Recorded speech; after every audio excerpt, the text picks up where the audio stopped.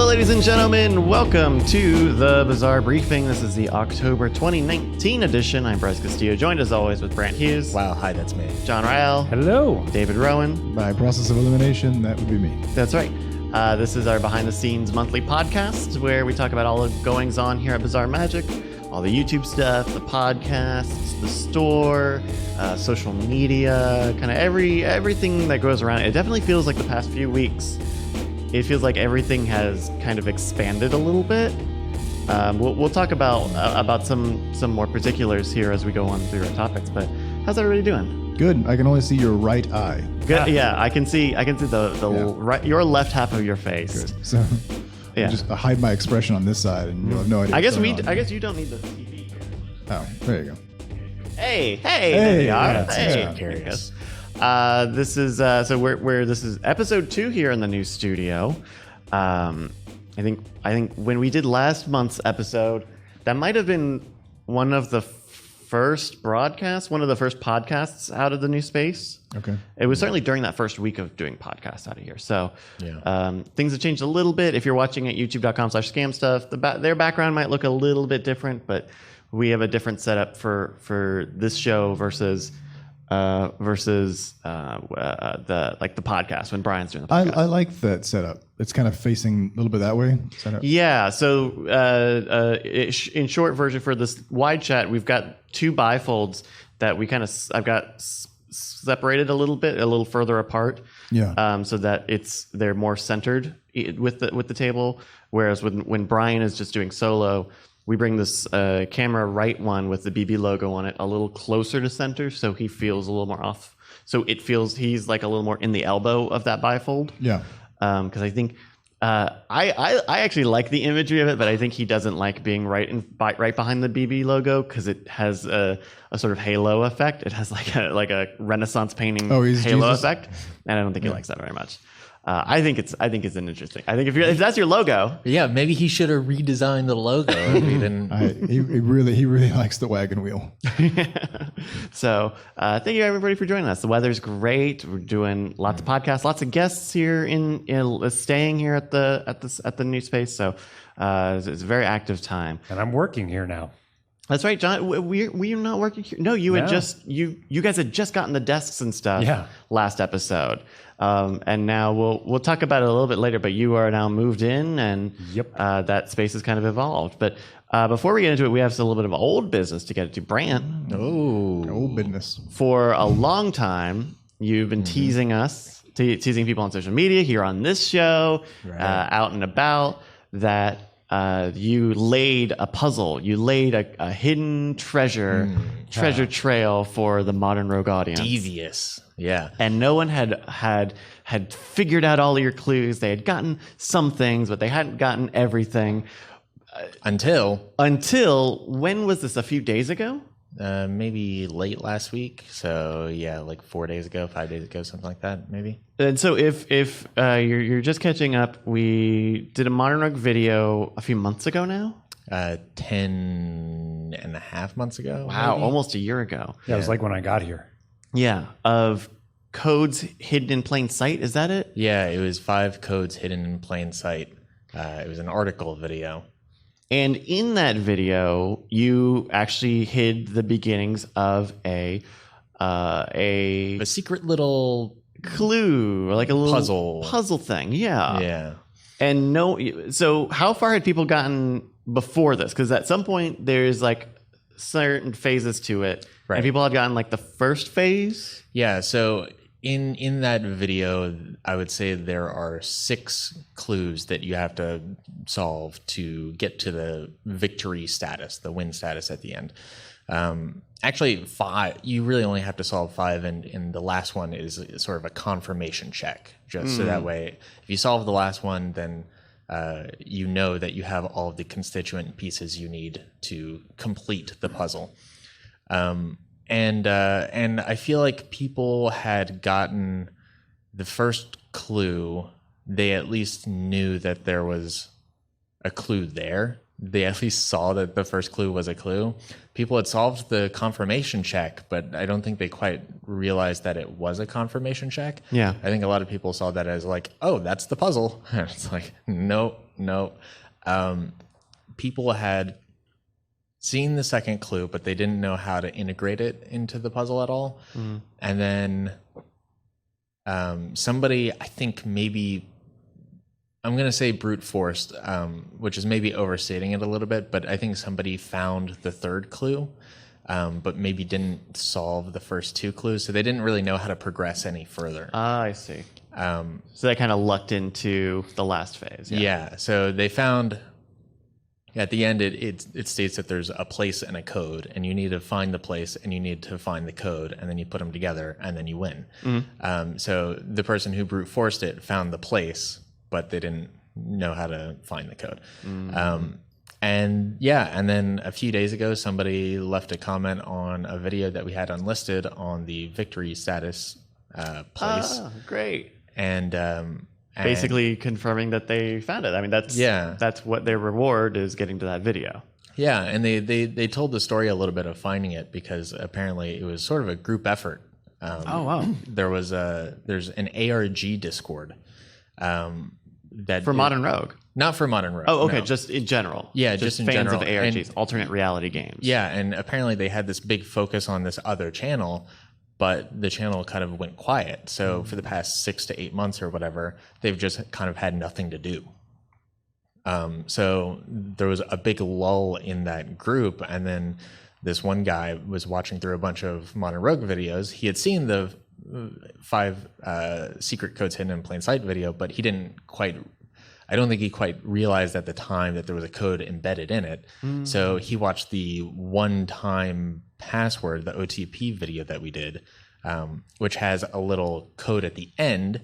And the code at the end of that video basically says, here's another clue to the hidden in plain sight puzzle. Oh, that's great. And so he was like, oh, okay, so there's more going on in the hidden in plain sight video.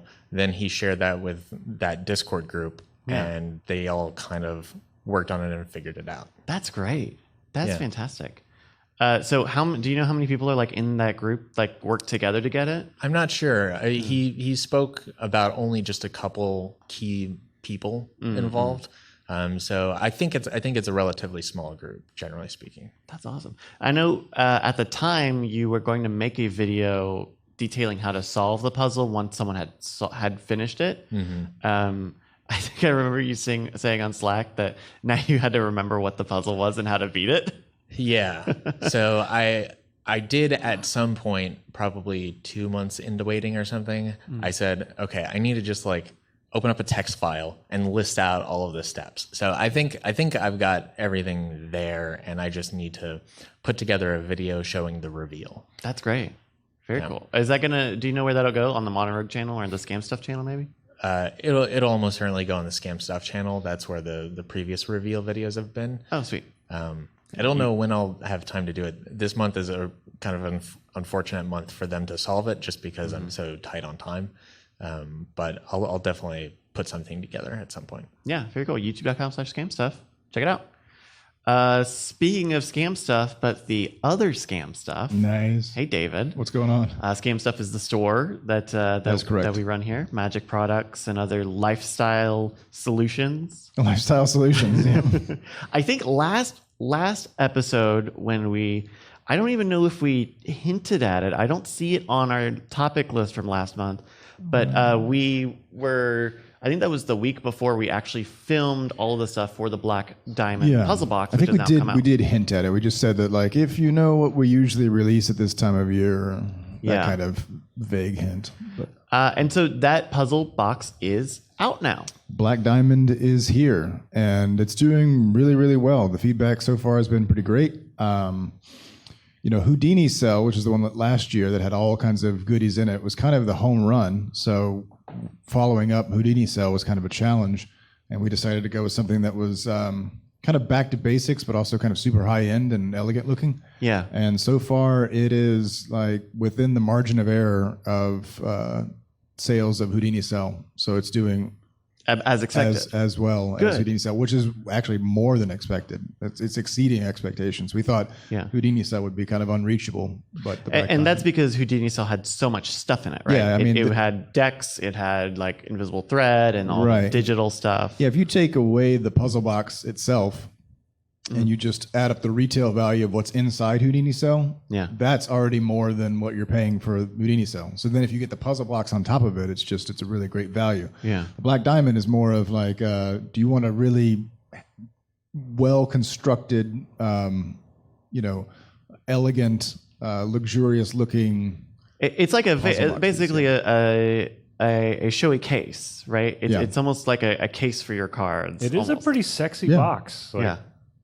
And going with that black lacquered maple was great at the outset, and then the curveball was our master craftsman, got on the phone with us and was like, "Hey, turns out it's really hard to etch black lacquered maple." So what he would do is he would etch, 4 of the 6 panels, get to like the 5th panel, and the lacquer would mess up, and the lacquer would bubble and mess up, and the whole box has to be scrapped at that point. So to make each of these, probably to make 5 boxes probably requires, or to make 4 boxes probably requires making 5 and scrapping 1. Yeah. So that just kind of slows down the delivery time. So if you've ordered one, we'll get around to it. We're just getting fewer every week than we thought we would initially get. And if you haven't ordered one, well, it's a little late to get in on the early bird pricing because we had to jack up the retail price because his yield was lower than he expected. Yeah. So he was like, "Hey, my cost is going up. Do you mind covering the extra cost?" And we were like, "Sure." Yeah, man, it really is a cool puzzle box, and the black lacquer. Something about the black lacquer really makes it stand out and feel really special. Yeah. And so this also has Diamond Jim's Diamond Deck. Is that what it's called? Diamond Jim's Diamond Deck. Yeah, so that's the deck that's marked in a way that we've never seen before, and the markings are great. I love how in the video it kind of shows exactly where the markings are and how to see them. Once you see them, you can see them from several feet away. Yeah. And then the gilded deck of the same deck, right, with the silver edges, which is also kind of a unique thing to find out there. So yeah, our first time doing a gilded deck. Now, did we make these decks, or did Jim go and get the decks made? Because I would want to know how, like, if getting a deck gilded is a crazy intensive process or not. I think it's something the U.S. Playing Card Company offers as like an add-on, like metallic inks or something that you can get. But we paid for the decks to be made. Got it. But Diamond Jim in-house designed them, so it's like his design of the deck, and then we just kind of funded the thousands of decks. Yeah, it's very cool. I'm glad to see. I'm glad to hear that it's doing well. Yeah, and I think maybe this weekend, as soon as this weekend, we might start selling just the decks, the regular decks. Oh, just because that was the question that we kept getting was, when can I just get the cards by themselves? I feel like now's a good time. I don't know if we'll sell them individually at the outset. We might give people the opportunity to buy what's known as a brick, which is 12, or like a half brick, which is 6. Yeah. See how many we go through that way, and then whatever's left over, we can break into either pairs or individual decks. Yeah. Interesting. That was because people really like the markings, and they like the design of the card. So it's good to hear that that's coming. Yeah, I think it makes sense from a bottom line perspective to try to sell the full package, before you start offering the individual components. Yeah. Because if somebody's on the fence and they're like, I could get the box, or I could just get the decks, you want them to go for the box. Yeah. You want them to go for the whole thing. And then once you feel like you've kind of gotten through that initial sales run, then whoever wants the decks can. Very cool. So we talked a little bit off stream. We can't talk about anything that's coming up on the store just yet, but there are more things coming. There are a lot more things coming. In fact, there's like a new line of things. That's probably what I can tease. Oh, all right. A new series of products. Yes, and the packaging on this entire line is some of the best packaging I've seen. I think people just will get it and won't even want to open it. They'll just be like, I just like it as it is. Really? Yeah. So really, really cool packaging across. I think we've got 10 to 12 products in this line that we'll be offering. We wanted to anchor it to a certain moment. But that particular moment was kind of expected to be right now or a week from now, and it looks like it's going to be a few more weeks because Just production stuff. Well, we had someone working on some of the back end stuff on the site, and we thought we could rework some things. Yes. Now Yeah. I'm putting together what you're Yeah, so that's taking longer. It turns out that kind of what we had selected was developed by a third party, and this third party really made their product look really great. But when you unpacked it, shall we say, and kind of got down into the nitty gritty of it, it wasn't what it was purported to be, and so we had to scrap it. So we just kind of lost. Really? Yeah, we lost some money and some time going down the wrong path. But, okay. But I think we can course correct soon and get that entire line out and the whole new reveal. The only thing, yeah. Oh, that's great. Yeah. Sorry, everybody. This is very cryptic. Big aesthetic reveal. I mean, that's really what it is, right? It's like Yeah, whole yeah. thing, yeah. Especially because all the packaging is so it was very designed. Yes. Yeah, very cool. Well, scamstuff.com. Sign up for the email list so you know when all this stuff is coming out. That's where people found out that the introductory price was going away, and it was. Yeah, and if you're on that list, I mean, depending on kind of your purchase history, you might have actually gotten the Black Diamond for a ridiculously great price at the outset. So that's the place to be. That's where all the news breaks there first, and we call them the email family because we generally, if we're going to offer something as like a limited run or like just a special pricing, you'll hear about it there first. Or if a product is coming back, like we haven't had it in a while, like for example, the Rogues Arena has been out of stock for a while. So when that comes back, that'll almost certainly be email just first. Yeah. Or just email. Okay, yeah. Scamstuff.com. There's a little bar on the left side. Check that out. Speaking of the Black Diamond, so we made you guys had the Black Diamond come out, and along with it, we have a video for it. And the puzzle boxes are always like the time of the year where we do like a big flashy video like this, or like with all the intro graphics and montagey sort of stuff. And so I did that again this year, and it was an interesting process for me. Okay, I was going to say everybody really likes that surface, that kind of. So there's like a little lined surface. That's actually the corrugated plastic. So if you're watching the YouTube video, the bifolds back there, 3 of them are made out of this like corrugated plastic, and so it causes light to sort of flare on it. But we also have a solo panel. In fact, if you're watching the video here, you can see a time lapse that I made of me actually filming all the nice intro graphics and B-roll and stuff. But yeah, so I took one of the. So you had actually set up like a little bit staging area here so that you could take some photos. I did because I think I knew you were going to take some. I was going to take some, and between the two of us, we would find what would appear on the product page. Speaking of which, if you open up that product page, that one of the photos that you took of them spread on that surface is really cool because it looks like the cards are kind of like floating. Oh, really? Like yeah, the shadow is. There's a lot of interesting like properties of that material because that one. Because it's because it has a built-in layer of air to it. So yeah, it does and it also sort of matches the gilded nature of the deck, right? Where it's shiny and lined and sort of reflects. So it was cool that we just managed to have one of those panels available while shooting the video. So you had it set up for a little bit of photo stuff. So I took a few shots there, and then I went through this process of like bringing out the panel and like balancing it up against the table that you guys are using right now, and lighting it that way. Oh yeah, I like and it was interesting. So I think this process took somewhere between 3 and 5 hours, I think. Oh wow! And for whatever reason, I think maybe we had a shoot or something, and so most of our big cards were gone. So I was also using one of our smaller SD cards. So it was the last shot that I had taken was there's like a little push in shot. And it was just tight enough on time where it's like I did the take and it wasn't right, so I had to like delete the take and then keep taking because I was just that short on it. But yeah, like the process, I'm sure I've talked about it before, but the process on this is always very weird because I go in with like, certain types of shots that we always use, right? Like, little hero shots of stuff, little panning shots, try to get flashing sort of quick action bits that we can use.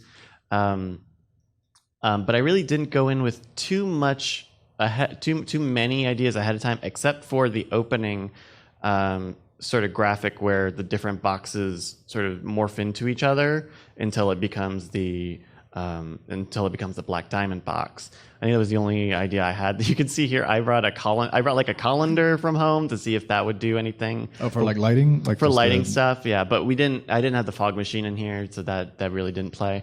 Though the discs, I brought a stack of like DVDs, and I actually did use some of that shooting through the hole of the disc to create kind of a flare, not a flare, but like a kind of a halo, like occluding, like you're shooting through it. Sure. Yeah. Some kind of foreground element. Right. And because it's so close and the aperture is so open, it kind of distorts the light in interesting ways.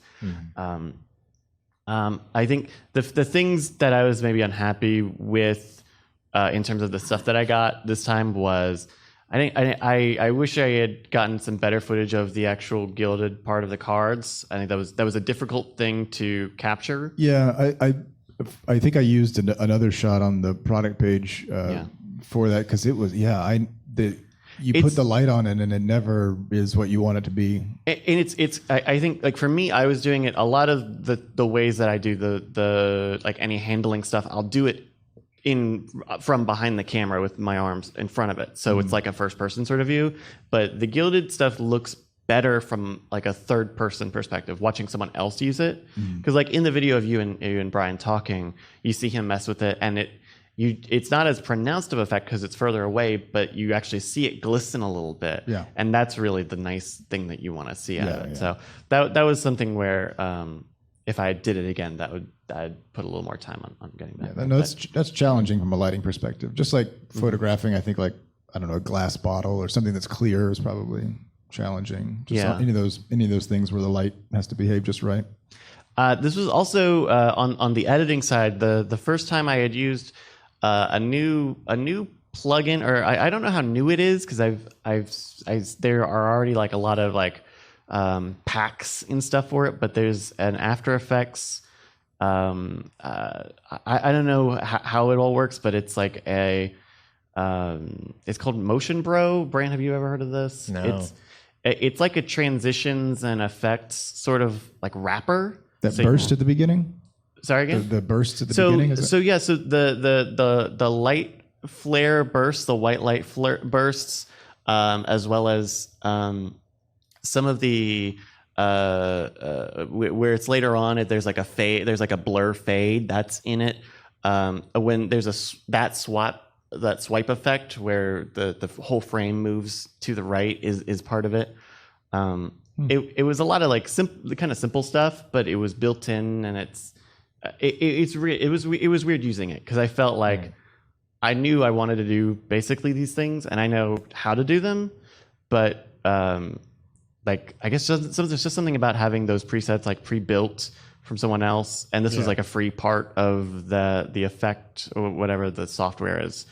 It ended up looking nice and was easier to put together than. Bryce, you haven't upgraded your Adobe, have you? No, I didn't need to. Just checking, just making sure. Was the plugin dynamic at all, or was it just kind of it's into interesting certain settings? Because the plugin is like its own software. So it's a panel in After Effects. So you see, it says Motion Bro, and then you install plugin pack, or you install packs to that panel. So there's like an install button there, and it lists all of them.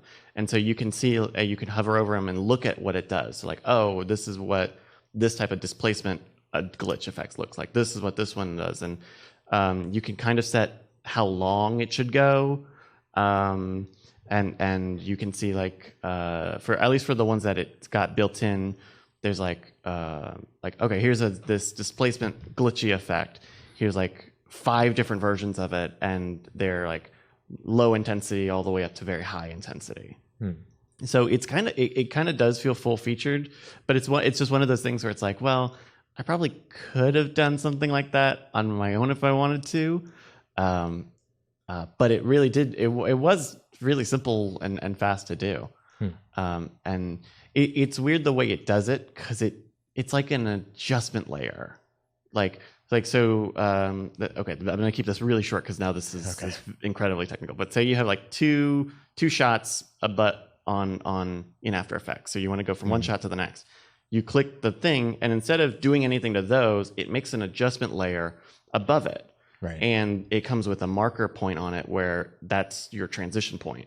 So you line that up with where the transition is between those two layers, and then it does whatever effect, somehow referencing that's nicer. Curious. I hate it when there is a transition effect that I can't just put into an adjustment layer, especially when I have to like tweak it, and then you have to retweak it every damn time. Yeah.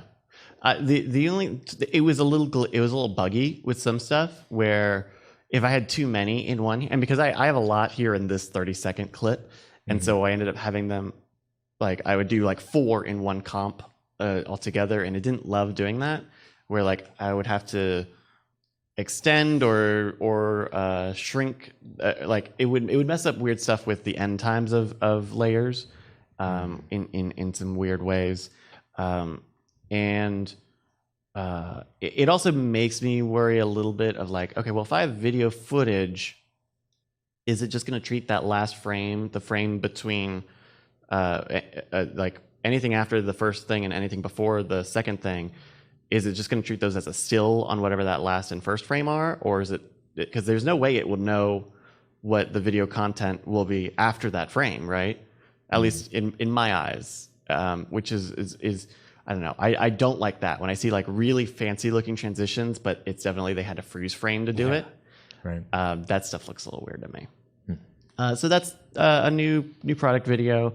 And there's a little secret that had to be done based on what we had available on hand. You know? Yes. And the funny thing is, I don't think anyone called it out except Brian. Brian was like, what's up with that? So if you look here at the very beginning of the product video, the first box, you can just tell, John or Brant, can you tell how this box is messed up? So this is supposed to be the Rogues. Which is the first one? The Rogues? Arcana Artifact. Arcana Artifact, that's right.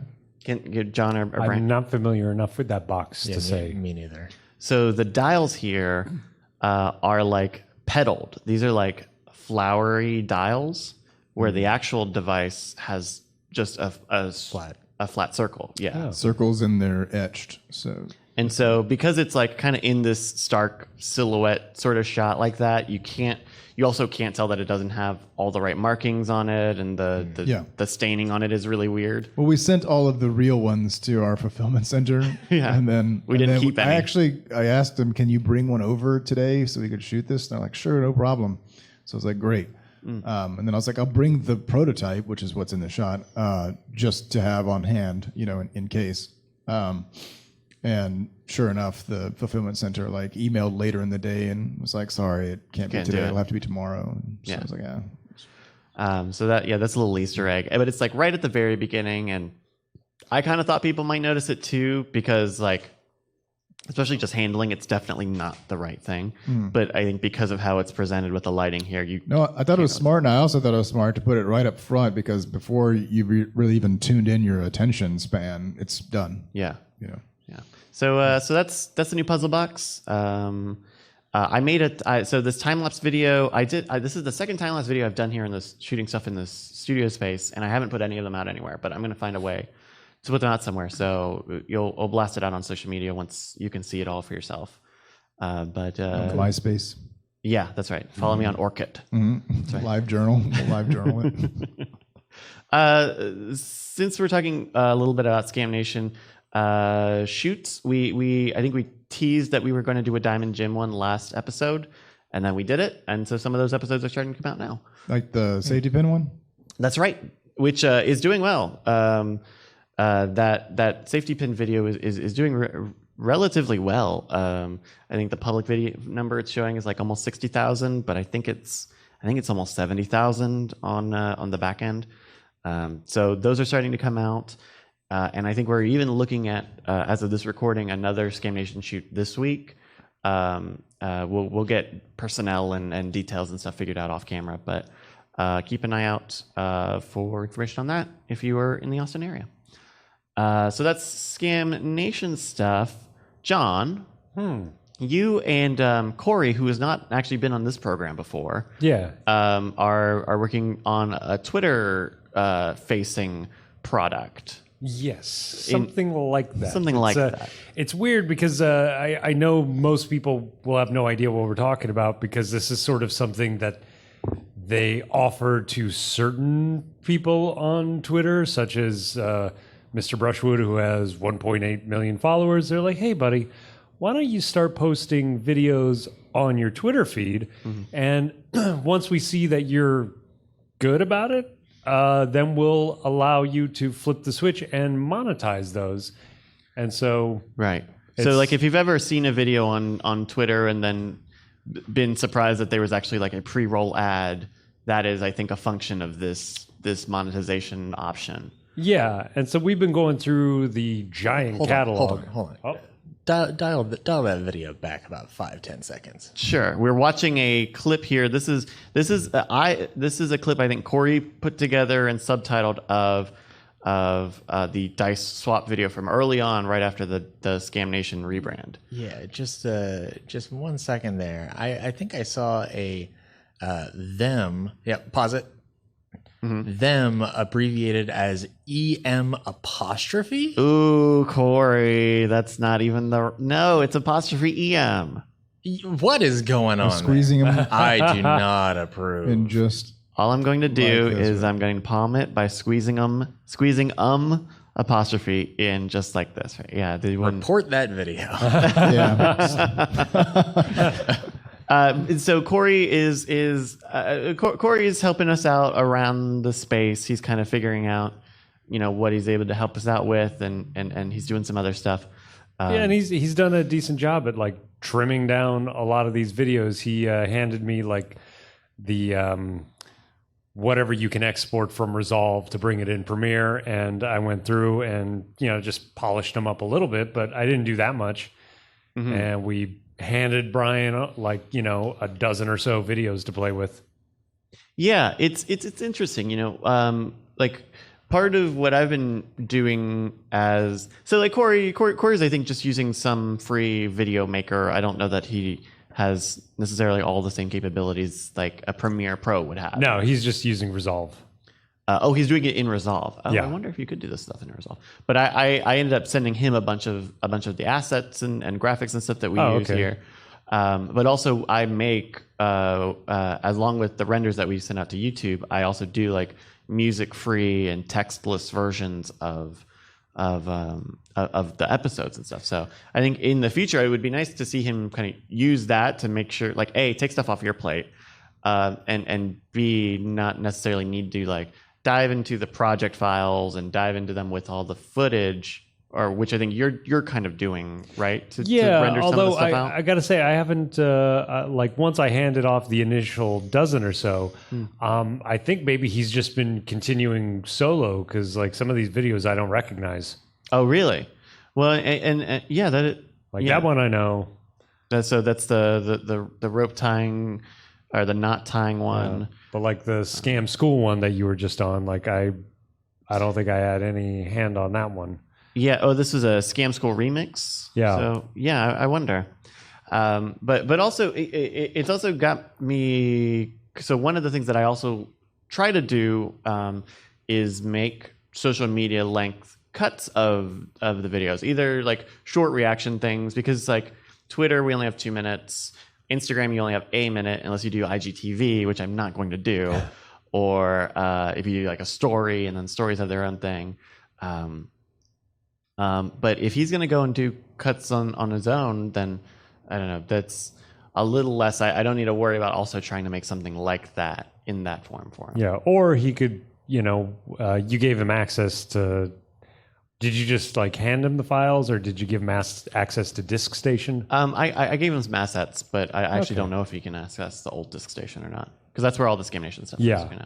But in any case, so on Twitter you'll probably see more videos from Scam Nation and maybe Modern Rogue. Yeah, actually, Brian just had me do a 60-second version of today's video, but he's not going to release that for a couple days. Okay, cool. So What's today's video? Match bang. Match so bang. it kind of works in 60 seconds. Here we go. I can feel the pull on that video of somebody really wanting to call it a flashbang, but not really being able to get away with it because it's like we've had so many videos where it's like flashbang, flashbang, flashbang. People It's love like, flashbangs. That's not what not a what it is. flashbang is. Yeah. Also, talking a little bit about what's going on here, John. I live here now. John is like editing here. Every time I come by, John's here. I am here like 16 hours a day at least. Wow. Yeah, just doing Too many hours. too many. Seems like a hours. lot of hours, I think. But we finally have our office. What I'm nicknaming the Pound because we're sponsored by Doghouse. Come on, and it's where I'll never ideas. call it that. Why It's don't we where call- ideas come to find a home or get killed after 2 weeks. I don't want. No, I'll never. kill shelter. At no point in time will I ever call it that. the sound is not. Come on. Don't love that. Yeah, I think we did talk about it because I think you had just gotten your table lacquered last month. Yep. But also the other desk is now finished with its lacquering. Yes. A lot of lacquering. Jesus Christ. Yeah, and you spent way more time doing this one than Yeah, yours. this one I got 4 cans on, and it's still not quite as glassy as I want it, but it's nice. Maybe you need better Really. lacquer. The water beads right on it. The beating water, I tell you what, he loves that beating water. So, Brant, this is, I guess, your desk. Should you choose to accept it? Yeah, I guess. The funny thing is that could be Brant's desk in use. Yeah, it's still empty right now. There's He's nothing a on it. wizard. It's just every day he like puts it back where it belongs. So yeah, I know. Where's your head at, Brant? Like, are you?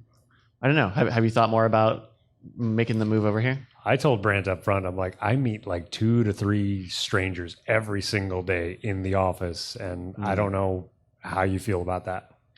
Yeah, it doesn't sound like an exciting idea. It sounds unproductive. It sounds like it might be a floating desk for whomever wants to. Okay. Yeah. I don't Yeah, for me, I mean, I'm still waiting on some equipment. Unfortunately, it's the kind of thing where it's like my schedule is tight enough that I don't get to do research very quickly on that kind of stuff. But I have a keyboard selected out. I have some early potential monitors and early potential studio monitors.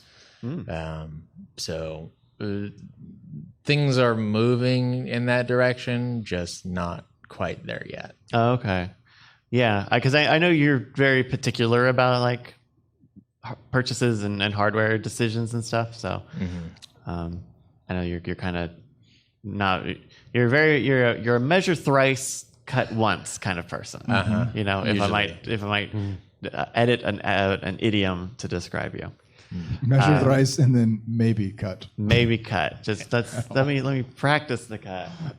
And I did have one thing to say about like being in the space and Sure, having the please. office, working here all the time. And I'm not trying, I swear to God, it is just a simple open-ended question. I am not trying to tee you up, Bryce, but Okay. I do Oh, have a please question. don't. If this is going to be the thing that we talked about the other day. Okay, go I ahead. feel like somebody's about to What? be put on blast. What is up with the food policies here at HQ? Because I feel very kind of like I've never been defensive in my life about my food. It's like, oh yeah, I have a little space in the fridge and I people keep my gotta stuff. eat. Yeah, Right. people got to eat. But I mean, he's here 16 hours a day. Yeah. Yeah. I take all of my lunches here, most of my breakfasts, and yeah. So I'm going to try to state this as objectively as I can, Okay. because I also have a lot of thoughts about this, which I would like to not share on this program. Actually. We have I would say charitably, we have 2 fridges in this space. Technically 3. There's one out in the warehouse that is out in the warehouse. It holds my ice for my coffee every morning. That's it. But there's a one here in the kitchen space that you've probably seen in the videos with the clear front that seems to be deemed only for Only beverages. beverages. And then there's a mini fridge that had been in that space but is now in the editing room ganked here. And probably rightfully so. But there's something even like having that fridge out of the kitchen space. I think Brian and Bonnie are. I don't know. I don't want to speak for them. I don't want to speak about them. I think they just don't want to have a lot of food left here. I understand the instinctual fear. Like, we don't want our employee fridge to turn into a science experiment. I get that. Sure. But every office goes through that. Usually it's like, hey, anything left at the end of the week, we'll throw out. I think that's reasonable. Yeah, or date your food. Put a date on it. Well, take it out a couple times, see if you have chemistry with the food. So it's very weird. I am the same way. I also had a run-in on this topic, and if you asked me how I would think about it beforehand, I probably would have been like, I don't really care. And then afterwards, it's like, you touched my food. Why can't you just be cool about this? This is really stupid. So I think that's so what you guys need to do. Okay. Is you need to start doing those streams, those live streams where you eat food on camera, and that's it. Mukbang. So yeah. So then it's like, hey man, do you want me to do my job? I got to eat on camera. This food needs to be stored here. Problem solved. It's a prop at that point. Yeah. Hey, wait. How about this for the fridge with the beverages? A bev fridge. A bev Nice. fridge. Yeah. Nice. Bev fridge. Oh, that's over my head. Yeah. It's like the word beverage. Oh, I see. Bev fridge. Okay. Brent the assist. Okay. It's a 1-2 punch. you. It's a little Yeah. So the real solution, Okay. secret fridge. Secret fridge in the floor. Secret fridge. we're going to have just keys. I would say where we should put it. But we can't. But then it wouldn't be a secret. It's a secret, right? Like one of those arcade games was actually a fridge. Yeah, you punch in the right code and the side opens up. Yeah. That's all. The fridge is everywhere and behind the sound panel. Yeah. Oh my gosh. Okay. See, that's actually what this station is. So on to our next topic. So this is maybe a little technical and maybe not for anybody but me. But we now have a new disk station up and running. This is I see what our you're doing. This the transition. Got it. All right. This is our server-based file sharing storage, kind of a NAS solution that we have. Yeah. But now, so do you guys know more about this than I do? I don't know how to get onto it. I've never accessed the new one. I know our friend Roberto Villegas helped set it up, and at one point there was talks of distributing instructions on how to access it. Yeah, that I don't know because I'm local, so I have local access, but you access it remotely. So I do know how to access it remotely. What I had heard was that it was a little finicky, and he hadn't figured out all the right instructions yet.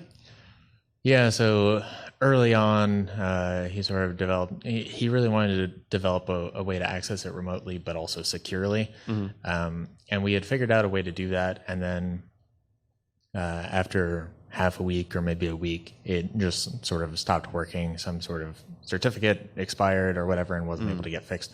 So we had to sort of change our approach to it. And now it seems to be relatively stable for remote access.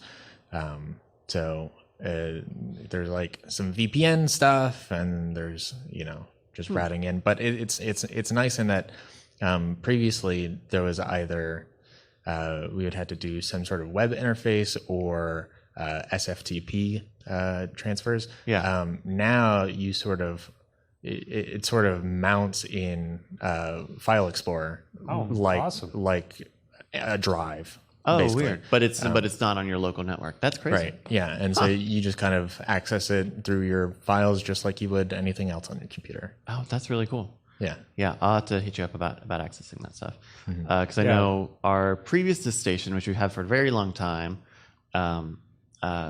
we just got, probably earlier this year, we just got all the drives upgraded to newer, bigger drives, and then we filled all of those up.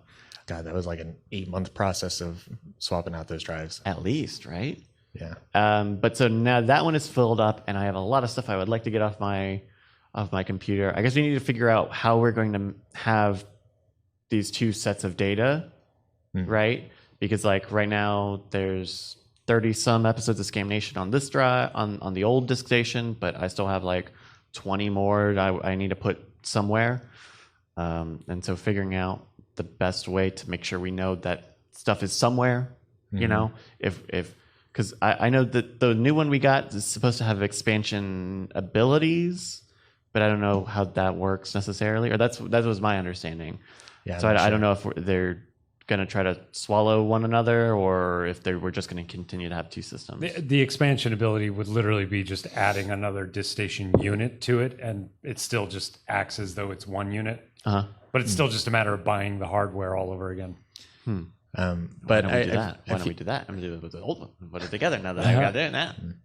I feel like at least the way that I've been approaching it so far is just like having a cutoff date of anything after this date goes to new disk station, and anything before that goes to old disk station. Okay. But yeah, I don't know. Yeah, we'll figure that out. That's some technical stuff. I've been very spoiled with it. I've been like exporting all of my footage. I just keep on the disk station and work from it off the disk station because it's local and it's fast enough. And as long as I got proxies, I just keep everything on the disk station. Yeah, I do think I've been looking at mixers, which we'll talk about a little later on in the show, like I don't know if this is the new big thing necessarily, but it is certainly new since I've got inundated with how all this stuff works. Is like stuff over Ethernet is the new hot thing, right? So like you can do digital snakes over Ethernet. So normally you would have a mixer with a bunch of inputs, and you would buy this long thing, and it was 16 wires all taped together at one end. On one end, you'd have 16 plugs, and on the other end, you'd have a box. And you would plug all the 16 things into the mixer, and then you could have a box on stage where people plug into. Now, all of that stuff can be done on an Ethernet cable. Damn. And you can do route audio over Ethernet. We use NDI with the Skype streams on here on Twitch, so that's all network-based protocol. It's really crazy to think how Ethernet is becoming like a very stable way to transfer a lot of data reliably. Now you just need a motherboard with like 15 Ethernet ports on the back. Okay. Yeah. Okay. All right. I'm into that. And 8 USB-Cs. Yeah. USB-C. Don't get me started on USB-C. Speaking of one last sort of internal sort of technical thing, John. I know I'm sure we've talked about it on the show or hinted at it on the show before. It's been mostly like, hey, I'm working on it. Hey, it's, Brian's still thinking on it. Yeah. But he finally sort of agreed to flip the switch. And so we're doing a pipeline. Let's just say it out loud. Pipeline, which is I have a few remote people, mostly in LA, who I can assign tasks to. And nowadays, Dropbox gives you 2 terabytes. And so 10, 15 hours, an entire shoot is uploaded on my Dropbox, and I share it with, any particular editor or sound person. And I'm like, hey, I need this from you. And it's been working fairly smoothly, especially with my first one, Matt David, who's been kind of trained up over the last year or so, because I've just shared a lot of, info with him, and he's done a couple rough cuts in the past. And now it's at the point where, today's episode, Match Bang, after I got the rough cut and got the sound done, the actual time from me sitting down to finishing it, and granted, this is a simple episode compared to most of our episodes, but it was 6 hours, maybe 8 hours, and everything from beginning to end was done. And Brant, our local Brant here, is part of the pipeline because he did the color for this. How is that, Brant, kind of being just being a singular part of that process, of the post-production process? It was okay. Yeah.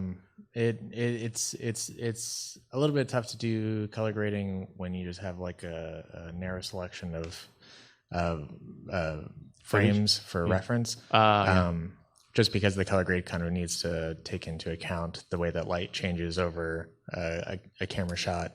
Yeah, I did have through to the duration of the episode. Yeah, I had to adjust temperature a few times because that day there was some overcast moments where everything just went blue. So I tried to adjust that, and I wish, things, we need better communication around here. I forgot to tell Brant that we were going live today because Brian decided now we're doing Tuesdays and Fridays. So I wish I had been able to give Brant a better chance to go over it again. Oh, I see. Yeah. Yeah, it's a weird thing because it's also just like, when I go through and edit a video, I go from ground one and work on it till completion. So there are tons of moments in that editing process where maybe I do color grading at 10 hours into the edit or something. And it's maybe not until 17 hours into the edit where I've been sitting with the footage for a while that I go, oh, this moment just doesn't look right. It just doesn't feel right. I need to go back in and figure out exactly what's going wrong here. So there are a lot of like iterations that happen over time. And if you're kind of detached from the whole experience, except for this one very narrow slice, then there's no room for iteration. There's no room for saying, oh, this thing isn't quite hitting just right. So I feel like, yes, technically, my contribution to this episode is way less than had I just sat down and worked on this episode from beginning to end. So there's way less time being spent on my end, but I'm less pleased with the end results because I wasn't able to build it up in a way that I feel like gives the best results. See, and I think the resolution to that will be that now that I can get these done much quicker, I can hand them to you earlier. Yeah, because that seems like something where, if the time to get it complete is quicker, Brant, you can get another chance to look over stuff and give it more quality checks or to contribute to it at multiple points in the process, but also over time building up the people who are in this remote part of the process, and also John over time training their eye to say, oh, I don't know if this is right, can you also maybe look at this part of this because this might be something to account for. That muscle can also build as this happens more. Yeah, possibly. And there's also a consideration of, let's say at some point I do move all of the editing for me to be at HQ or whatever. If I can have local access to the file, then that makes doing these kind of adjustments even easier, just because then I'm not basing it off of whatever kind of compression happened to the video or something like that, and I could just look at what's actually there and work off of that. Yeah, and if Brant is taking on more duties for more videos, I've said it before, I'll say it again, like you should take like one video off a month at least. Yeah, and from sort of a scheduling perspective, that probably makes sense. There is definitely a part of me though that is a little disappointed that it's like as this pipeline builds, there will be more and more of the channel that is out of my purview. Whereas like for the first 150, 200 episodes, well, I guess no, 170-ish. For all of those episodes, like I was able to give full attention and focus onto every single thing that came out of this channel. Right? Sure. So like I could act as quality control. And yeah, I learned lessons along the way where it's like, color grading, you go back and look at the video with Bill Duran where they duplicated a key from a photo of it. The color grade on that is not quite all the way there. It's like, it's very green, like a wash of green on all the images because that's like kind of early in our color chart process. But I was able to give like my personal stamp of approval on every single thing that came out because I had to be confronted with all of those decisions. Yeah. And as things go on and I'm doing less videos and also more videos are coming out, I feel like I'm just a cog in the machine, you know, like I'm playing my small little role in this thing that is running away from me, you know? That's interesting because we had been talking a little bit about using some of the same resources to do Scam Nation stuff or to get more Scam Nation stuff done in a similar way. And I definitely like empathize a lot with it because since we've rebranded as Scam Nation, almost everything, I think save like with the one video you did, John, has been me doing it now for 50 plus, almost 60 episodes now.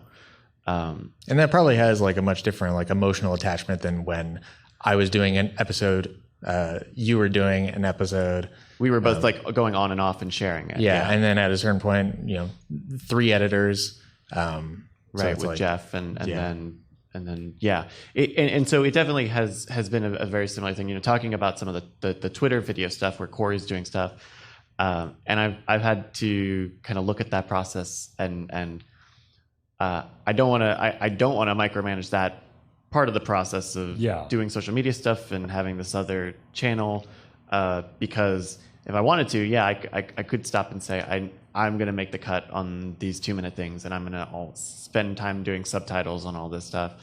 But I don't think Brian's Twitter feed is a hill to die on. No. But and it also helps that feels like a different thing. It is, right. Yeah. But at least there's enough parallels where it just feels like, you know, like where Corey's doing a lot of the bulk of this work and he's still getting used to this. I need to say, like, I'm going to give you some notes and some very broad thoughts, but don't run everything through me right now. You're not. It's fine. It's fine. And maybe that's because Scam Nation is built on top of Scam School, which was, for as long as I've been doing it, a shared program versus when at some point it was singularly you doing it for a while also. So I do understand that. You know, I think with kind of the property being built out and you know, hiring more people and more people being around and working on stuff, I think the need to grow everything a little bit is kind of creeping in a little, and maybe that's a bit of a growing pain. Like I think the penny as far as growing dropped for me when I was talking to Jason, who Jason is always the person who's so empathetic about us and our needs and curating things. And he just shook his head at me. He's like, we got to go to 3 a week. I'm like, what? He's like, really? We got to get there, man. Really? Oh, wow. Yeah. I'm like, oh, okay. And so that's tough, right? Like I think, you know, when I've talked with Brian about doing this with the Scam Nation, you know, it's like a function of that is that's just a certain amount of the stuff I will either take a look at or you know, give a stamp of approval on something finished or give notes on stuff. But it can't. I don't have time to do 2 videos a week every week, you know, on my own. And we have the means to do it with this, you know, outside help. And so it's kind of a managerial sort of muscle, which is new for all of us because we've always done everything like hand to mouth, one person, one project, basically. I don't know. Does any of that interest you, Brant? I know I feel like we've talked about this a few times over however many years, but yeah. You know, I feel like there was a time where maybe I would say yes, but like doing it a little bit just feels frustrating sometimes because it's just like, yeah, if I'm looking at all of these projects that come in and I'm giving notes on how to fix everything, like there's a part of me that just goes, well, if I were just working on it, I wouldn't have to give notes. It just feels like this barrier between me and you know, creative output, or me and, you know, established format or style of the show, or me and, you know, whatever else. And whatever I'm seeing a problem with, I see that sort of like managerial oversight as me just being frustrated. And it's over a lot of stuff that really matters most to me. It doesn't matter nearly as much to the people who watch the show. Yeah, I'm sure there's a cumulative effect where, you know, once all of these things add up in a deviated path from how I would do it, then maybe there's some people who can feel that and sense that and notice that. But little things where I'm like, cut out these 6 frames because this is bad for some reason. Like most people who watch the show don't care and aren't going to notice. But for me, it's just this frustrating blockage, I think. Yeah. It's a technological angst.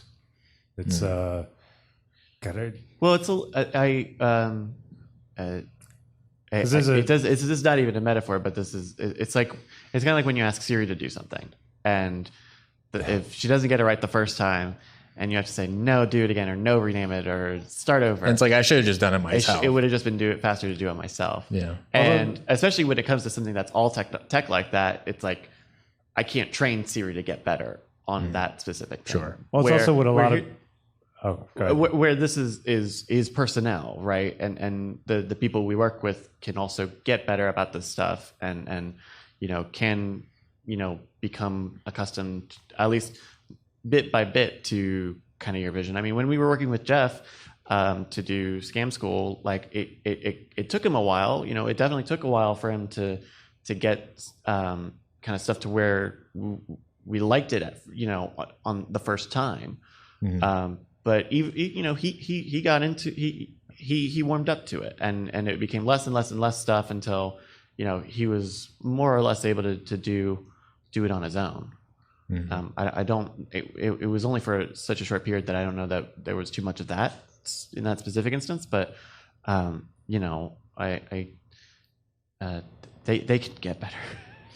I think maybe this metaphor sort of encapsulates the way that I think about it. Sure. It's getting new people on the team is a lot like having a child.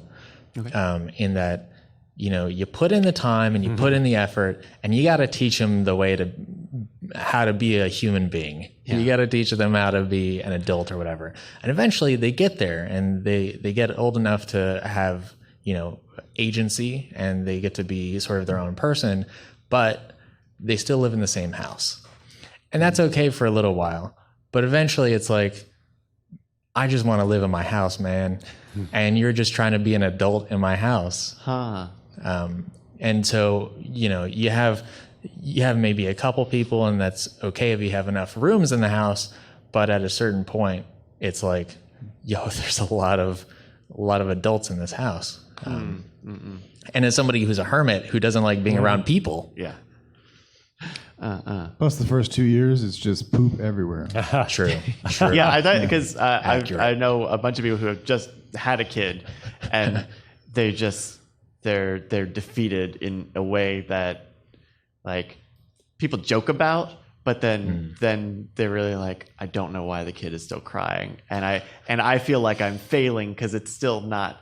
I can't impress upon you how much I've literally not slept, and I need you to please work with me. But they're 2 years old, so they don't have cognizance. Right. You know, well, I don't know. I hope that process can become something you're happy with, because I think going to 3 a week, unless, you know, we hire someone new full time, I don't know how else we get to that point, you know. And I'd rather have a couple remote people than a whole nother body. Yeah, talk about having another kid in the house. Now, the third desk in there? You try to fit a third desk in there? You're gonna have a bad time. Bunk desks. Huh? No, don't say that out loud. Don't put that out into the universe. Yeah, Brian will be like, "That's a great idea, actually." Yes, and it's an app, and you subscribe to it. So keeping on Modern Rogue just a little bit, so we have had a lot of videos come out lately. Now that we're doing 2 a week for sure, and occasionally doing 3 a week. Brant, some of your favorite videos, your favorite time of the year just happened. Yeah, Halloween. How do you feel about the Halloween videos that we did? So our Halloween videos were okay. We did a Bloody Mary sort of debunking video, and we did a zombie origins video. Yeah. We were kind of light on Halloween compared to previous years, I feel like. Like less bombast and also just less as far as like quantity, even though we're putting out double the amount of videos we put out last year. So that's a little bit of a bummer. It sort of felt like it was sort of a last minute thing of, I mean, I guess they were planning on doing the seance and that sort of fell through.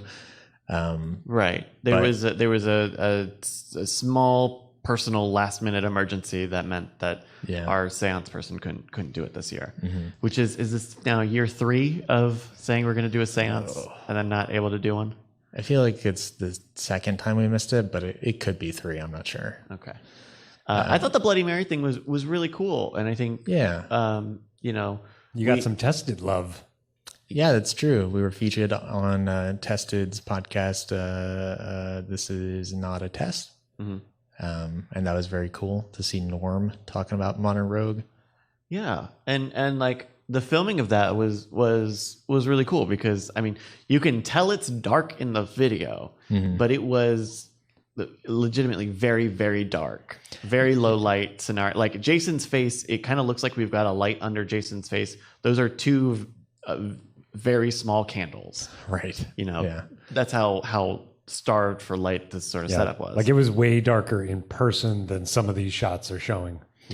Yeah, for sure. And there was also a lot of work done on these shots just to make them look kind of consistent. Because once you push the cameras that far, then you start getting tons of like blue noise and everything, and it just looks real messy. So, but yeah, I liked that one. That one I think turned out good and had like the appropriate spooky Halloween tone, which I think is kind of important for these Halloween videos.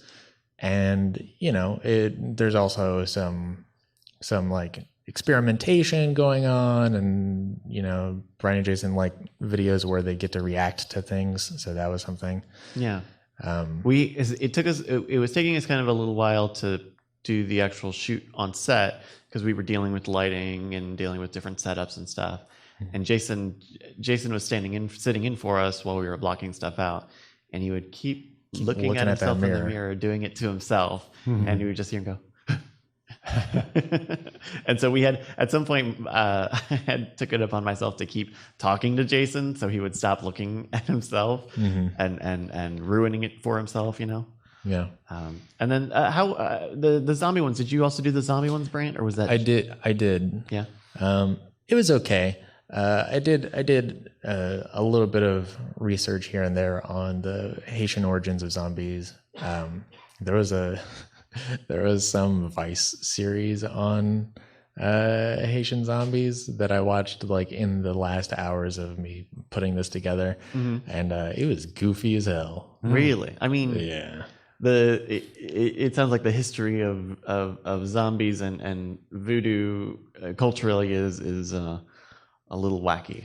Yeah, well, also like in our video, Jason talks about this guy who went out to Haiti and was like, "Oh, I found the secret recipe of this poison powder or whatever," and then he was like pretty widely kind of debunked and said like, "Hey, you didn't use any like real scientific method or whatever," and in the Vice doc, that guy who was debunked is like the cornerstone of the whole thing. Oh, really? Yeah. As like an authority or just as the central piece that they dissect? As sort of the authority, I guess you would say. Ooh. And like guiding the host through what he should be looking for and all that stuff. Oh, geez. Yeah. But yeah, it was okay. It was definitely one of these videos where I go like, oh man, I wish I just had more time to do more research on this, but I guess I'll just leave it as it is. I noticed you left Night of the Living Dead as is. Is that because it's copyright free? Yes. Oh, okay. It's public domain. We also showed that on the chocolate syrup as blood video. Right. But yeah. Very cool. A few other Modern Rogue videos really quickly. Pickpocketing. We had 2 pickpocketing videos come Had out. my first million. That's right. John's first million view videos. Congratulations. Yeah, it was, and it culminated, it like correlated with, because the second week that one also did gangbusters, and it culminated with us hitting 1 million subscribers. So it was kind of like a double, triple bonus, like 2-week period. So I was quite thrilled. Yeah. And then we also recently we shot and had a video come out on fighting with staffs. Yeah. 'Cause I think that we hadn't done that last episode of Bizarre Briefing. Right. Did you put that one together, right, Brent? Yeah. Yeah, we did some Shaolin Kung Fu stuff. The martial arts videos are always tough because it's like there's so much positioning that happens, and we never know what the lighting situation is going to be in these places because it's always different. Yeah. So this one had a particularly weird complication with having a wall that was just a giant mirror. Yeah. And usually we try to keep camera operators out of the shot when possible. But here it was just an inevitable, unavoidable thing. We did a 2-camera shoot here instead of a 3-camera shoot. Technically, we did have a 3rd camera running, but it was way far in the back. So it just sort of got like a shot of John and I moving around. But I've been kind of wanting to experiment a little bit with doing more 2-camera shoots, just because I feel like that gives us so much more flexibility in positioning and moving around and getting more interesting shots without having to worry about just stepping into the wide shot. Yeah. It also makes editing go by faster because I have to make fewer decisions because there's just 2 shots. Yeah. We talked about this with a Scam Nation shoot we did earlier this year, where we had a similar thing where we didn't have a master shot. We had 2 side shots and then a floating over the shoulder shot. And I think for the Scam Nation shoot that we're going to try to do this week or next, I think it's mostly going to be puzzles. So I think I might lean towards us doing that again, because it worked really well in the Scam Nation. It seems like it worked really well here in the staff fighting too. And we just did a shoot over the weekend that was a similar thing where it wasn't it was 2 side shots specifically, and then a center shot, but it was a center detail shot, not a wide shot. I think it's always great when we can have a big master shot like that, but it does get limiting on set sometimes. Yeah. Or the blacksmithing video. We also shot a blacksmithing video, and that was only 2 cameras. Right. And that would have been impossible for us to do with the master shot, just the fact that they were moving around so much, and B, it was one less headache to worry about. It meant that we could get in and move around as needed and not need to worry too much about this other floating camera. Yeah, I think it makes a ton of sense for something like a video where they're just sitting down talking or whatever, because the cameras aren't going to move around too much, and then that gives you just more options to splice sentences together and stuff like that. But for something that is really a dynamic shoot that has a lot of moving around and a lot of different locations or a lot of different actions that are happening, I think 2-camera is totally fine. Yeah, it's funny. I never thought about that with what we do, because in LA, whenever we would do narrative stuff, I would always talk the producer out of adding a second camera, because a lot of stuff you do is just 1 shot, 1 setup. And they're like, no, dude, but if we shot with 2 cameras, we can get. I'm like, no, it's just going to take us twice as long to set up. But with us, I guess it's a similar situation with maybe sometimes 2 is easier than 3. Yeah, definitely. Yeah. I mean, I don't know that the only time we've done single shot stuff is for more ancillary bits like stand-ups or something that's a little bit more narrative, like we did the psychic surgery, like the whole cinematic version of that was just 1 camera. That's right. Or back, with the Scam School days, doing the intros and outros and stuff. Or we've done a few videos on Scam Nation where we just needed Brian talking about something. So yeah, those have been. But I don't know that we'll get to 1 camera. No, I'm not suggesting that for what we do. Yeah. Okay, other topics really quickly here. We talking about shoots that we've done this past weekend. We did a shoot here at the compound with the lubed car. John, you want to tell us just really quick what we were doing with that? It was fun. We broke into Jason's car-ish, like Jason's old car that he doesn't care about. We found ways to break into it, or Brian and Jason did. Yeah, that was.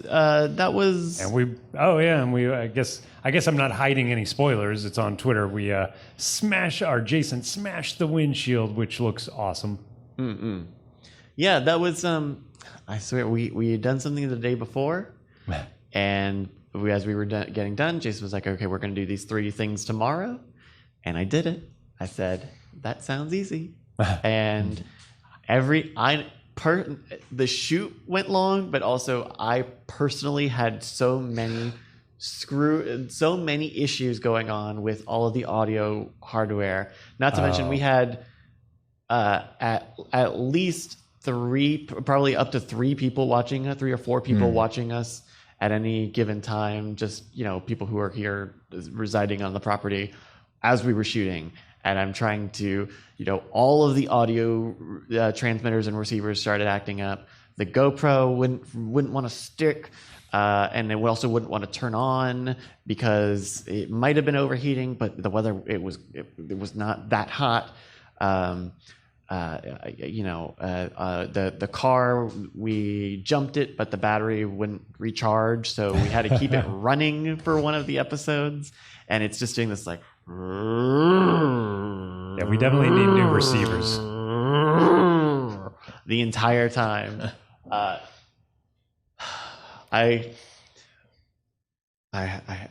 did not have a good day on Sunday. We've had more troubling shoots, but it wasn't the easiest. It was a tough one. It's that thing where it's like everyone's definitely waiting on me to do something, and like even when we were doing ads at the end, and I know we were tight on time on cards and batteries and stuff, and I had to keep stopping because Jason's fucking mic wouldn't work, and just it's tough because by all accounts none of those issues that we have should ever be happening, but they do happen, and that gets annoying anyway. So yeah, that'll be 3 videos. And yeah, it sounds like they might try to do a week-long thing, a mini-series. Yeah, they just kind of can't help themselves where if there's more than like 1 or 2 videos that are thematically similar, they're like, okay, we have to put these out as quickly as possible. So that'll probably be a 2 video for me, 1 for John sort of situation. Cool. And we did a fun photo shoot yesterday, or day before. When was the car shoot? Was that yesterday? It was Sunday. Sunday, Jesus. Yeah, we did a fun photo shoot after that with the guys. Yeah. But did that go well? Yeah, I think it went really well. Brant was my photographer, and I was just barking orders at the guys of getting in costumes, and it's for a goofy montage that you guys will see soon. What episode should they look out for that? Oh, look at water filtration coming up Tuesday. Oh, okay, there we go. Water filtration. It might already be out by the time you hear this. Right? Wow. Very cool. Really quick, we got to go through the rest of these really quick. Also for Modern Rogue patrons, there's a still untitled patron show. I mean, I think it's going to be Modern Rogue Patron Show. I think that's just going to be its name. And so the quick pitch on this is whoever's around when we record this, you just sit down for an hour or so and just talk about what's going on, what's coming up. Yeah, I guess so. I mean, Jason's kind of playing around with, I think he's going to change it over time as far as like what's discussed and who's involved and everything. But yeah, it's just kind of here's an update on things around here and the people around here. Yeah. And I know Jason's talked to me just a little bit about it, and I know he doesn't want it to be a copy of the Bizarre Briefing because we cover a lot of the behind-the-scenes stuff that we do on Modern Rogue and all the other stuff. But I know on that first one that we did, it was very loose, and we talked a bit about Modern Rogue stuff and some research stuff that Jason found that we don't normally get onto in this show, right? As well as just games and TV, and it is the hangout podcast of this organization. compared to the Bizarre Briefing, which is still an internationally recognized top business podcast. Wow. That's right. So that's for patrons. Any level on Patreon? $5? Any level. Okay, very cool. Check it out. Patreon.com/modernrogue. Yep. 2 out. We are still looking at this podcast space, and one of the things that I want us to get, hopefully sooner rather than later, possibly even by next week's podcast, is a new mixer. So we have been using Brian's analog. This is a PV-10 analog mixer here. He's been using it for the past decade, and it does what it's supposed to do very, very well, right? But in this space, one of the things that we're dealing with, especially when we have multiple microphones, is bleed. We're dealing with some bleeding issues just because the room is so big, it's still reflecting a bit. And so like on this show where everyone's talking and we're not really gating the signal, none of that stuff gets filtered out. So I'm looking at getting us a new digital mixer, specifically the Behringer X32, which is a sort of standard in terms of digital mixers, and it allows all sorts of processing per channel as well as in buses. This will also give us the ability to say, for example, so Brant and John here in the shot are on the stage part of the set, and right now there's a little Bose thing on the ground that's acting as the monitor. But it's the setup we have is not the cleanest. There's a speaker there, and there's a speaker on my desk here, and both of those get a copy of what we send out to the feed, which is not what we need, right? If you're on stage, you don't really need to hear yourself. And you really don't need to hear anybody else on stage because you're close enough. John and Brant, you could have a conversation and not need to hear each other at all. Also, when it comes to putting monitors in a studio space, you want to EQ that feed so that you reduce like bassy reflections and stuff. And right now we don't have the ability to do that because it's just all on the same shared channel, where with something like this digital mixer or any number of other mixers that have more busing capabilities, you can cater each output specifically. And so the stage could get, say, me plus anyone on voice or on the VoIP call on Skype, and we can EQ it a little. We can EQ it down a lot so it can be louder, but in an EQ range that's easier to be absorbed and not get picked up. I can have a mix here that's less of myself or more or less of a certain thing. My headphone mix can be different. If we have a guest in here today, we've had a lot of guests here. I imagine a world where there is another speaker just for people who are listening, so that we could run something closer to a program monitor over here, so they hear a truer version of everything. And that's something that we could duct tape together if we bought like 10 more of these little Xenix USB cards, or let's just get a big digital mixer that has 32 ins and 32 outs and a million other things. So are we getting this now? So the choice right now, I think it's just going to be a price thing, is the X32 here is like $2,300 or so.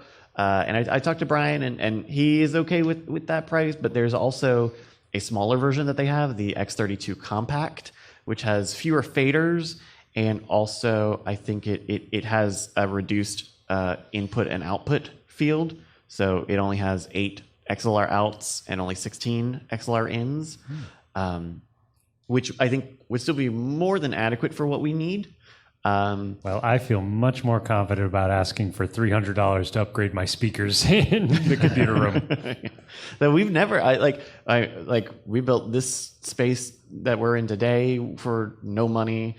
We've spent very little money over time in Brian's studio. So the one good big purchase would be very helpful, especially one that's very fully featured like this Behringer product. So that I'm sure I'll talk more about it on probably the Night Attack pre-show, or just once we get it, I'll do something showing it off. But I'm excited about it because it could mean getting even better fidelity of the in-studio mics here, which I don't think that we're at A+ yet. And we're also looking at some more VoIP solutions for when people call in. We did Night Attack with this is the last topic here. We use vMix here for the audio switching. That's just the name of the software. It's called vMix. Oh. And they have their own VoIP call solution, vMix Call. And so people can call in directly through vMix. You don't need to have Skype open and run a separate thing. That's cool. And so we tried it on Night Attack last Tuesday, and there were the results of it were Justin, who calls in over the computer, sounded incredible. His audio fidelity was incredible, to a level that Skype had not been in for 5 years. Like, the audio quality in Skype has gone precipitously down, and it stinks to high heaven. It stinks. So the audio fidelity was great, but the latency was really weird and bad. Like intermittent, or? No. I'm talking about how like in sync they were. Yeah, I know, but you said weird, like Yes. as in not just delayed, but Right. So it was a little delayed. It was a little under a second or so, but it was enough where it was noticeable and not as good as Skype. But also Justin, we were talking about it after the stream, and then we did a test with Tom before Cord Killers yesterday, and we ended up not using it for the same reason. But when they would talk, so Justin would say something, and then Brian would say something in response, and he would actually Justin would hear himself coming out of the speakers, because that's how delayed we were getting the signal. And so in my early tests, that echoed a bit of what my informal feeling on it was that the person on the other end got the signal very quickly, but we got it later somehow, and it was weirdly mismatched, and it was a way to kind of cover up the fact that the latency just wasn't very good. So we're looking at a few other things, some software stuff. They make a Skype box. They make a rack-mounted Skype. NewTek makes one, and a few other people make one, and it is $8,000 for a 4-line. And look, I bet it sounds great. It's got NDI. It runs all the good stuff that you would like about Skype. I get it. It's broad. It is literally broadcast level, but it's also $8,000. So I don't think that we're at that space yet. Right. But we're gonna keep trying some more stuff. I know people really like. I got a lot of comments on how good Justin sounded last week, and I was trying to temper expectations then, and I'm going to temper them now and say that we're probably not going to do that as it is right now. So Gotcha. That's Night Attack, nightattack.tv. If you want to hear Justin sound good last week, nightattack.tv. But the echo was just, or the delay was just unfortunate. And with the comedy stuff, timing is really important. So that's that. All right. Any off-topic stuff really quickly? Maybe some lightning round. Brant. So for me, I just recently ordered a new Hobonichi. Yes, your daily journal. Yeah, so anybody who's looking for planners with January start, now is the time. They're going to ship them out this month. Oh, speaking of journals, I was at the Japanese bookstore the other day because it's right next to the sushi place, and they had a very long line. And I ended up getting this, which is I don't know what brand this is. It just says research notes, so maybe that's the name of it. But it's very tiny. It's probably 30 pages, maybe. This version has dots and crosses on it. Okay. But it is a very firm cover, and they say that it is water resistant, not like waterproof, but kind of rather water resistant. And it's pretty firm. And it was only like $8 or something. Oh, nice. And so, yeah, I haven't found much use for it, but it's small enough where it's as big as my phone, more or less. So I can just keep it in my back pocket with a nice pen. And if I need something to write down, then I've got just this. right there. Yeah.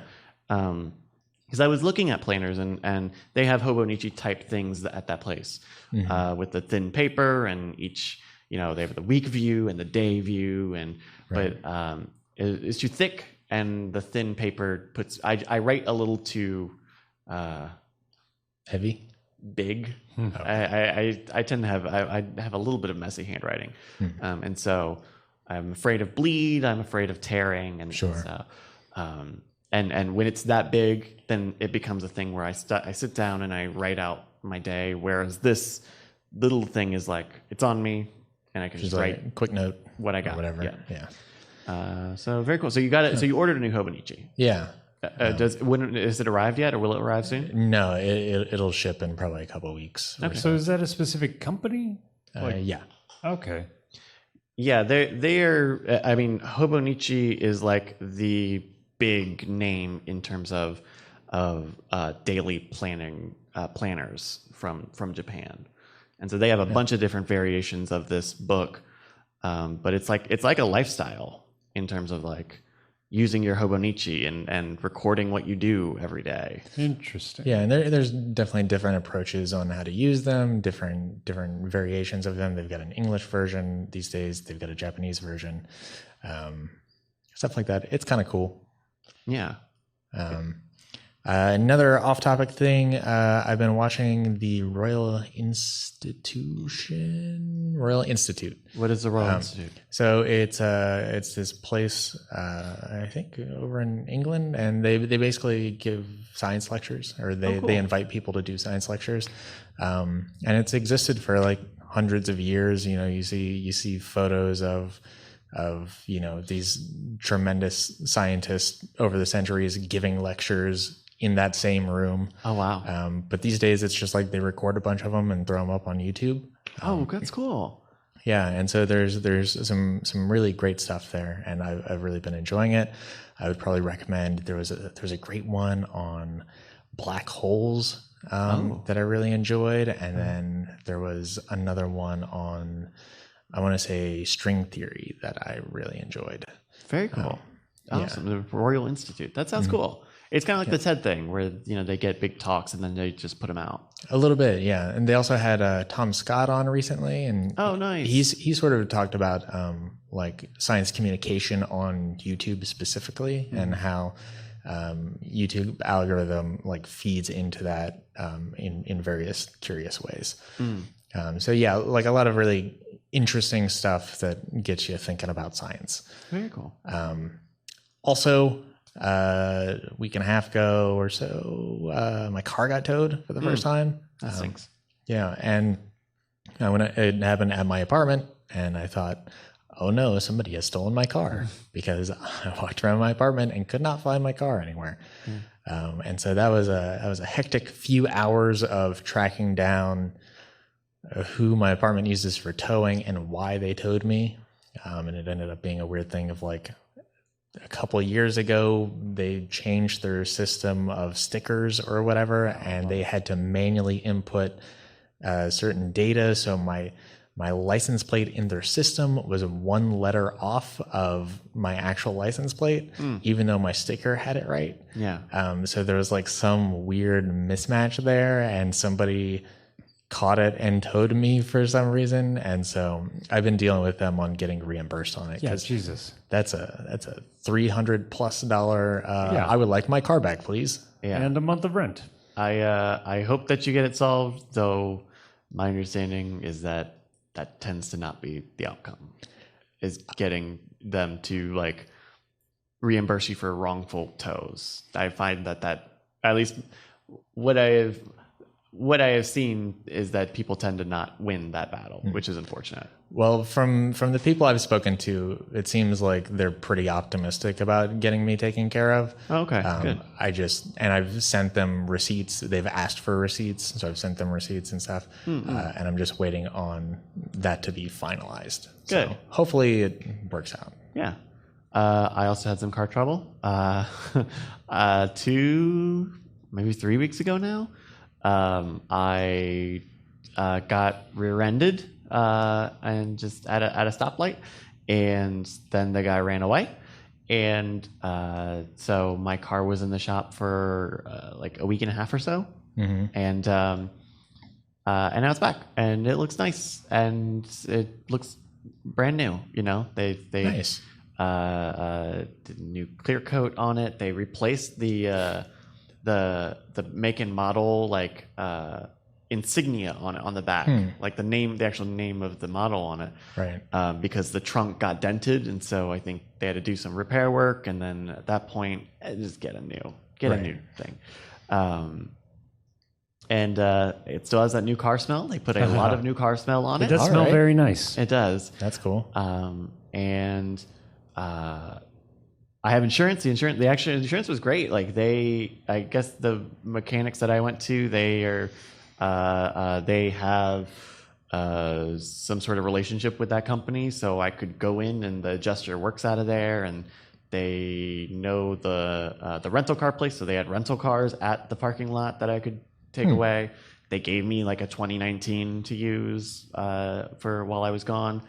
They were very cool about when to return it and availability and stuff. So it was for what it was. It ended up being really pretty pleasant for kind of a shocking situation. And then now the part is like, my deductible will be cut in half if they can prove that the person who hit me was uninsured or their insurance was lapsed, which we think is the case because we got the license plate. But I'm still waiting to get the police report. They are still going to do all the work, but I have to get the police report for them, and it's still not on the system, and now I don't know what is going on. So, but overall, that happened. I don't know. I didn't talk to too many. I didn't make a big deal out of it because I knew people would be like, "Oh no."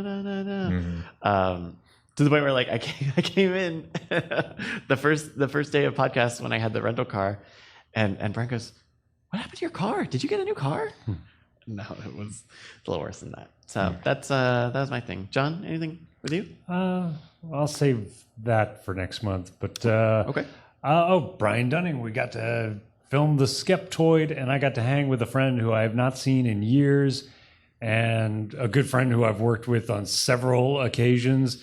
And we hung out for like 2 days straight. Wow. I was here till like 2 a.m.